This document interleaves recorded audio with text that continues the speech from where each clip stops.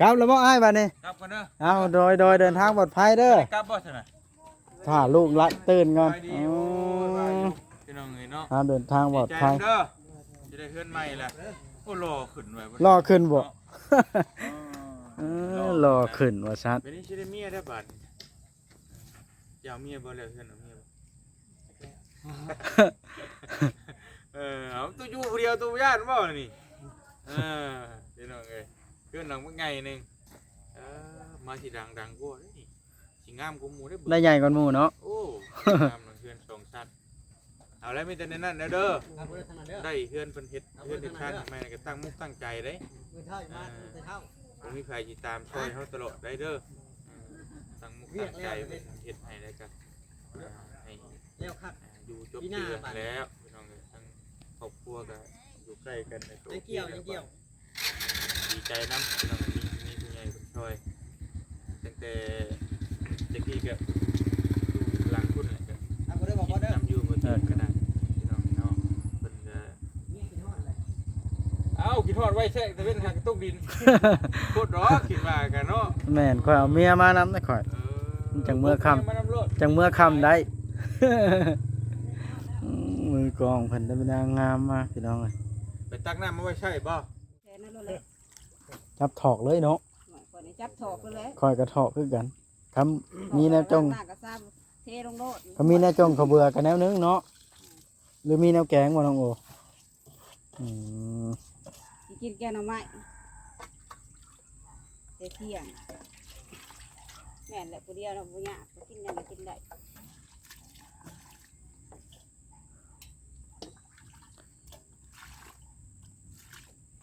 ปวดแล้วพอดีเลย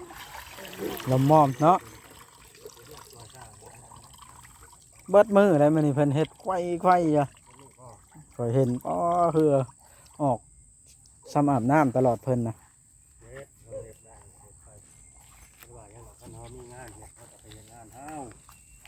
ไปเวียกกระซอยซ่ามันมีอย่างกระซอยแต่มันบ่นักบ่นาขนาดพี่น้องเลยมีคนจ้างคนว่านเนี่ยไปเรียกหาเงินกับป้ายนี่เบิ่งค่อยสิไปเบิ่งน้องตุ๊กกันตุ๊กเป็นหยังบ่ได้เป็นหยังแล้วเพิ่นว่าเดี๋ยวค่ำๆค่อยสิให้ลาวะน้องกระติกน้ำเห็นอะไรฮะมันนี่ปลอดภัยบ่มันนี่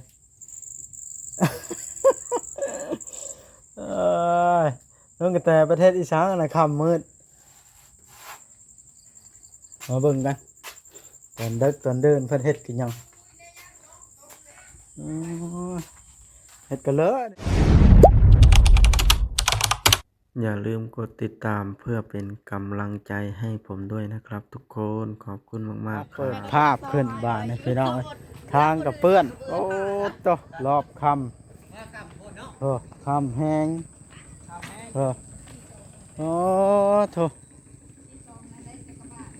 ทางบ่อเตียงเพิ่นยังบ่ได้มือพี่น้องเอ้ยยังถ่ายยังเพิ่นมาเลาะสำรวจลาดสะดอนทางนี้ตัวนุ่มปากเซใต้คอยหากับฮู้จักว่านุ่มปากเซใต้นี่บ่อเตียงเพิ่นเว้าอะไรค่ำแล้วพี่น้องได้ใต้ตาแล้วโอ้พี่น้องเอ้ยเพื่อนชานปลาแก้วก็ได้ทางนี้อันได้ใต้ตาทางมือกล้องก็ได้ขึ้นดีกลับแล้วบ่อ้ายบัดนี้กลับกันเด้อเอาโดยเดินทางปลอดภัยเด้อกลับบ่ใช่ไหมถ้าลูกละตื่นก่อนพี่น้องเนาะเดินทางปลอดภัยเด้อจะได้เฮือนใหม่แหละโอ้รอขึ้นไว้รอขึ้นบ่รอขึ้นว่าซัดเป็นนี่สิได้เมียได้บาดอยากเมียบ่แล้วเฮือนเอาเมียบ่เอาตัวอยู่ผู้เดียวตัวย่านบ่นี่พี่น้องเอ้ยเฮือนหลังบ่ใหญ่นึงมาสิดังกว่านี่สิงามกว่าหมู่ได้ใหญ่กว่าหมู่เนาะโอ้งามเฮือน2ชั้นเอาแล้วมีแต่ในนั้นเด้อได้เฮือนเพิ่นเฮ็ดเฮือนชั้นแม่ก็ตั้งมุกตั้งใจเด้ผมมีใครติดตามช่วยเฮาตลอดได้เด้อตั้งมุกตั้งใจเฮ็ดให้ได้กันให้อ อยู่จบเดือนแล้วพี่น้องทั้งครอบครัวก็อยู่ใกล้กันในตัวเกี่ยวดีใจน้ำพี่น้องมีผู้ใหญ่คนช่วยตั้งแต่เด็กที่ก็หลังคุณเลยก็นำอยู่บนเดินขนาดพี่น้องเนาะเป็นคิดทอดไว้แท้แต่เป็นหางตกดินโคตรร้อคิดว่ากันเนาะ แม่นข่อยเอาเมียมานำนะข่อยจังเมื่อค่ำจังเมื่อค่ำได้ มือกองเพิ่นได้เป็นนางงามมากพี่น้องเอ้ย ไปตักน้ำมาไว้ใช่ป่ะโอเคแล้วนั่นพี่น้องเนาะดีใจโอเคก็ได้จักปีแต่ปีนี้จักปีจบก็5 ปีโอเคแล้วพี่น้องเนาะคือว่าเป็นอ้ายหมู่แต่ว่ายังทันได้มีครอบมีครัวเขาว่าว่ากันตามตรงกันน้องเพิ่นยังบ่มีแหละก็กับผมไผกับบ่อยากมาสร้างครอบกับครัวกับเฮาเนาะเฮาบ่มีเนาะอันนี้ก็มีเฮือนมีชานมีดินดอนอยู่เป็นของตัวเองแล้วก็ตั้งมุกตั้งใจแล้วสร้างครอบสร้างครัวกับเบิ่งอันนั้นนั่นแหละเด้อเพิ่นชื่อให้บ่ได้ง่ายได้ซำนี้แหละเพื่อเฮาสิหาเงินได้เนี่ยโอ้คือตัวฮู้แล้วหาเงินเดี๋ยวบ่สิได้100,000 200,000มันง่ายๆตั้งใจแล้วเบิ่งแยงเอาบัดนี้เพิ่นเฮ็ดให้แล้วแต่งตัวใหม่รอก็เก่าแล้วบัดตัดผมเนาะ แม่นแล้ว หน้าตาดีเด้นี่พี่น้องเอ้ยจำได้ว่าเพราะว่าโอ้ยน่ะอยู่เป็นเลยโอเคที่ว่าเป็นอ้ายหมู่นี่หมู่คือน้อง รู้จักความแล้วติ คือน้องเอ้ยดีใจนำแล้วอยู่กับน้องใกล้น้องก็เบิ่งน้องเบิ่งนุ่งก็เป็นหมู่บ้านเบิดแหละพี่น้องเอ้ยพอเตียงบ่ได้เข้ามาแต่เพิ่งๆอีหลีหรอกตะกี้ก็มีลำลัง2ลังฮะบัดนี้จนจะมาเป็นหมู่บ้านนึงบ่โดนดอกเนาะจะได้อยู่แล้วพี่น้องเอ้ยเป็นมื้อขึ้นเฮือนสิมายินดีนำเด้อพี่น้องเอ้ยบ่ได้ซื้อหยังมาฝากเพิ่นครับไปซื้อเอาเด้อเนี่ยมากินเด้อกินแล้วเขาเลยไปซื้อซื้อโอเคไปซื้อปิ้งซื้อหยังแล้วมาสู่กินเด้อไปอ้ายกับเมื่อก่อนโดยครับเดินทางปลอดภัยได้โดยเดี๋ยวเพื่อนเลี้ยวสิมายินดีนำเด้อ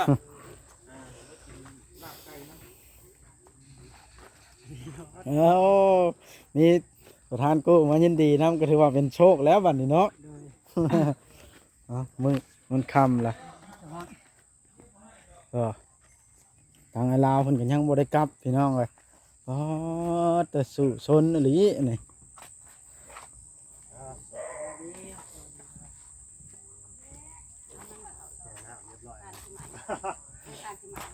สบายดีเด้อไอ้ลาวก็ได้สบายดีทั้งช่องบ่ลาวก็นะ ยังบ่เมื่อบ่มื้อนี้ เอาเมียมาได้ เอาเมียมานำ แม่น ก็เลยกลับคำ ก็เลยกลับคำได้สบายดีลูกไปใช้เดี๋ยวนี้แต่เก่าคือเห็นเอามาน้ำฉันละ ยังบ่ได้เข้าเฮือน มาแต่เนื้อละแว่พี่เลย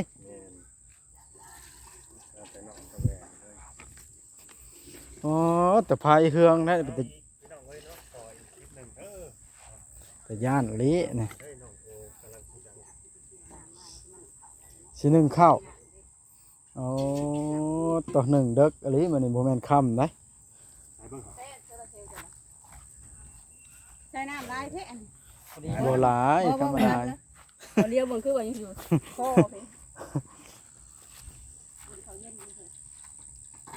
ตัวละเซลมันหุงแล้วแต่ว่านอกคั่วไว้ แม่นวะแม่นอลีโอ้ยสว่างจ้าเนาะเพื่อนสั่งเอาเสาขึ้นเทิงไว้เรียบร้อยไว้ลิสั่ง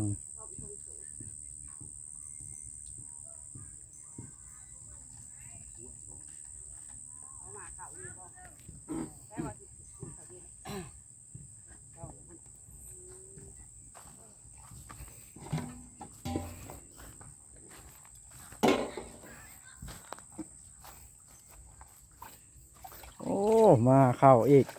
ว่าอุ่นเขาเย็น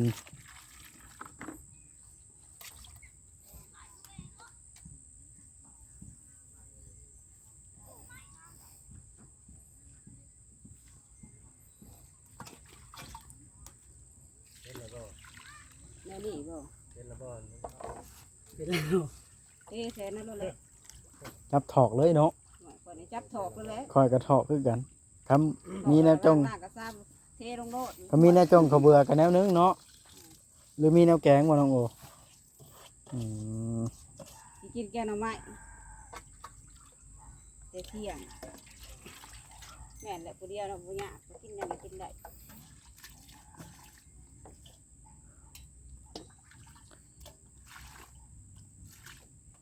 ปวดแล้วพอดีเลย ลมมอมเนาะเบิดมืออะไรมันนี่เพิ่นเฮ็ดไขว้ๆอ่ะข่อยเห็นอ๋อคือออกซ้ำอาบน้ำตลอดเพิ่นนะ เฮ็ดเราเฮ็ดได้เฮ็ดไปเพราะว่าอย่างเราคันเฮามีงานเฮ็ดเขาก็ไปเฮ็ดงานเฮา เวลาไปเรียกก็ซอยสร้าง ถ้าบ่มีอย่างเขาก็ซอยแต่มันบ่หนักบ่หนาขนาดพี่น้องเอ้ย อืม ถ้ามีคนจ้างคนว่านน่ะไปเฮ็ดเวียกหาเงินกับป้ายแน่นี่ เบิ่งข่อยสิไปเบิ่งน้องตุ๊กกัน มันทุกข์เป็นหยัง บ่ได้เป็นหยังแล้วเพิ่นว่าอันเดียวคำข่อยสิให้ลาวอ่ะ อ๋อคำสิให้ ข่อยละงงอยู่บ่สิให้น้ำตาออกนี่เด้ จริงอะ แต่ว่าใกล้เวลาแล้วบ่จักจ้ะ วันนี้ได้เมื่อคืนนี่ นั่นแหล้วข่อยจังถามไม่ได้คือบ่ให้มานี่ค่ำผมข่อยจังสิให้ลาวอ่ะเดี๋ยวสิไปเบิ่งเพิ่นก่อนบ่ยั่วให้ดอกข่อยก็ได้ เอาไปเบิ่งก่อนพี่น้องเอ้ยอืมคำละว้าวเจ้าอ่ะฮะลูกสาวตื่นบ่ฮะสบายดีอีล่าสบายดีลูก สบายดีเนี่ยมันเนี่ยยุ่งคบแกงกูฆ่าลูกนะ เหรอวะอ๋อตัวใช้วัดเสื้อผ้าเสื้อล่ามาคือยังมืดอยู่นี่ไอ้เทืองคือยังมืดอยู่นี่บ่ได้ใต้บ่เลยขอใต้นั่นนี่ บ่ลูกเอาไปมาหน้าประมาณถูก ลูกถือไป แม่น แล้วบาทนะ ก็มืดคือเก่าแล้วบาทนะตัวพอจังมืดอีกคือเก่าดอกเดียวนี่ถือไปถือมาบัดนี้ดอกนี่ถือขึ้นเทิงกันแล้วอยู่ล่างดอกนั้นมันเพิ่นถือไปเอาถือขึ้นเทิงมาเบิ่งทางนี้ก่อนเป็นอะไรบ่าวเตียงมาความรู้สึกของเพิ่นเฮ็ดจนค่ำมาเลยนี่เนาะงมเฮ็ดเลยบัดนี้อ๋อแต่เจ้าบุคุดออกบ่นี่ไฟอันนี้เลยอ๋อ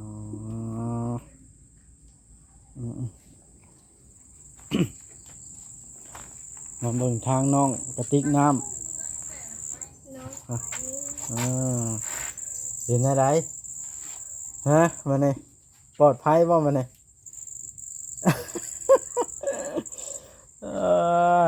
น้องกระแตประเทศอีสานนะค่ำมืดมาเบิ่งกันตอนดึกตอนเดินเพิ่นเฮ็ดกินหยังเฮ็ดกันเลยนี่ พัด ปอเป็นตาคักแท้นี่นึ่งกินกับหยังน้องแจ่วปลาแจ่วหยังค่ะแจ่วหมกพริกแล้วล่ะอ๋อต่อ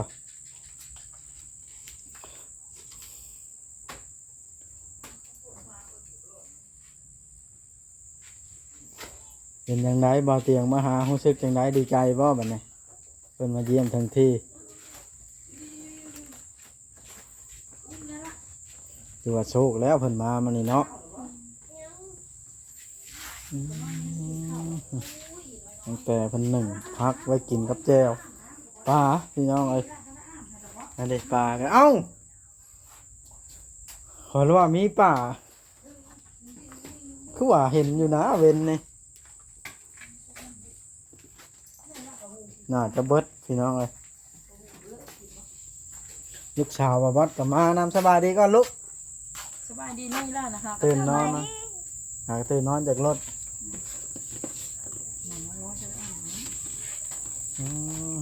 ดีแล้ววันนี้เอ้าอุ้มค บ่ น ได้ น้อย ให้บ่มาบ่ลื่นทิ้นกันเลย หูเดี๋ยวเนาะ แล้วเจ้าอยากได้คนน้อยบ่ครับ ถ้าไม่อาบน้ำเด็กคนน้อยคนแนว ฮะเจ้าอยากได้คนน้อยอีกหรือบ่ได้นี่ บ่ไหวอยากได้อยู่เลี้ยงกับกุ้มเขาแล้ว ลูกสาวกันยังบ่ย่านมจังเนาะเอาตึ๊ง ไม่ได้อยากว่ามันนั่นเลย ยังได้กินนมกล่อง กินน้ำกล่องด้วย รุ่น ไม่ปี เอ้ยหูเดี๋ยวเบิ่งนี่ 4 ปี คือบ่อาบน้ำให้น้องนางน้องตุ๊กคือบ่อาบน้ำให้น้องโหนเดี๋ยวเว้ยโหนเดี๋ยวลูกเหนียวเลยมันบ่ได้ขี้โอ่งได้นี่นะ ฮะ จะเศร้าท่าแล้วบ่ บ่แล้ว ติ้งติ้งติ้งติ้งติ้ง ดื้อแล้วอาบน้ำคนน้อยแล้วมันตุ๊กฮะอาบแล้ววะ วางขามุ้งก็ลงว่า อ๋อ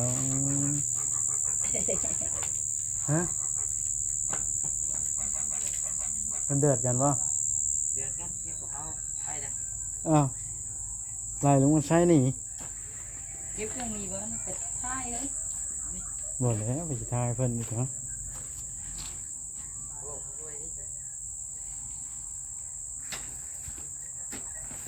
ตัวฟันไล่ลงมาใช้หนี่พี่น้อยเก็บเครื่องไปแล้วตกฝน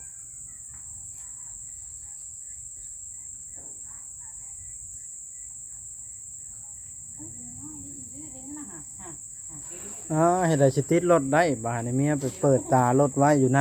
มันสิเบิดแบตแล้วแม่น่ะ ปิดไว้เลื่อนตาเพราะจะได้หมูติ บ่มันใช้รีโมทบ่ได้ตารถ จะได้หมูได้บ่ มันอันนั้นอยู่ในหนาตาเยืองแคบซื่อ ดิ้งชิงดิ้งชิงครบเดือนกันนั่นเลย ๆมาบ่ อุ้ยสั่งดิ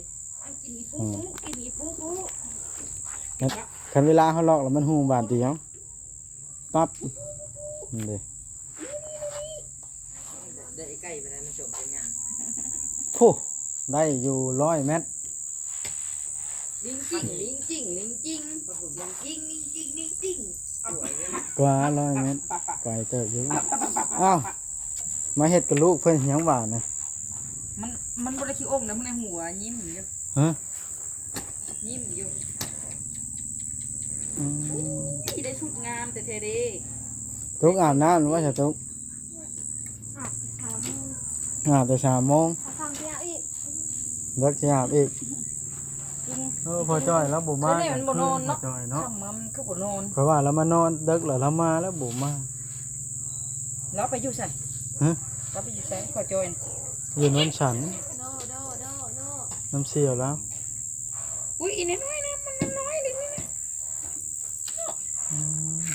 ไปทางติดแก้ม ไปแล้วลุงมันใช้บาทนะพวก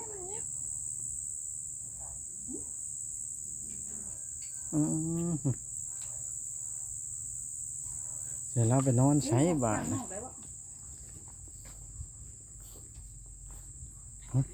ดี๋ยวเราไปนอนใช้บาทนะ ยังไม่นอนได้ดูแล้ว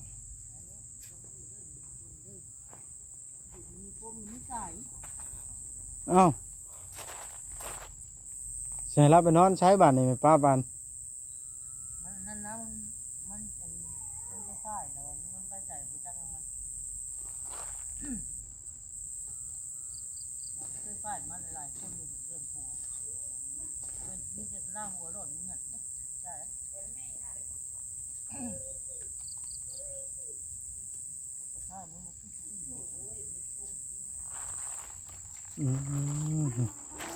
ลุงมันใช้หนีไปแล้ว แม่นแล้ว เฮ็ดจะได้บาทนะในตู้ปันอยู่ผู้เดียว น้องยากเลยใช่นะ ป้าเตะลุงมันใช้หนีไปแล้ว สร้างเป็นเมียเขาให้เมียไรนี่ดิแล้วจะไปนอนใช้บ้าน อย่าแล้วนอนใช้กระเรื่องของเราเคยเห็นแบบนี้บ่น้องแต่หรือครั้งแรกอืม จะได้นอกแต่เผื่อคุณอยู่ไกลได้มาคือเป็นจ้ะ ใจที่บาทนี่มาเห็นวันนี้มีแต่เรื่องแปลกๆมาเนี่ยแปลกแห้งเนาะอันนี้ก็ได้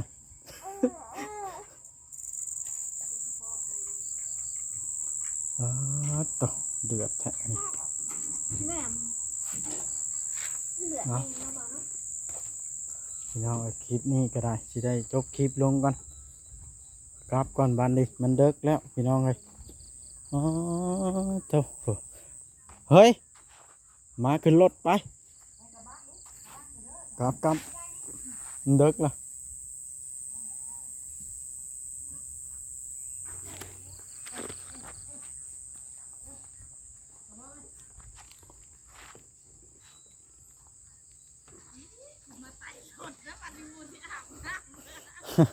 คอยสิอันนั้นคอยสิใต้ตารถได้เจ้าสิอาบน้ำบ่เอาอาบแล้วก่อนซะนะเอาว่าสิอันนั้น ว่าสิไปใต้ตารถเพราะว่ารถเขาจอดอยู่นี่กระเทืองมันอาบน้ำพี่น้องเพิ่นขอเวลาแป๊บหนึงเพิ่นว่าค่ำมืดนะอันนี้ไฟโซล่าร์เซลล์เพิ่นก็ได้แต่บรรยากาศมันนี่เงียบแท้นี่หดหูหลายเรื่องหลายเล่าวนี่แต่เรื่องแปลกเนาะ แปลกหยัง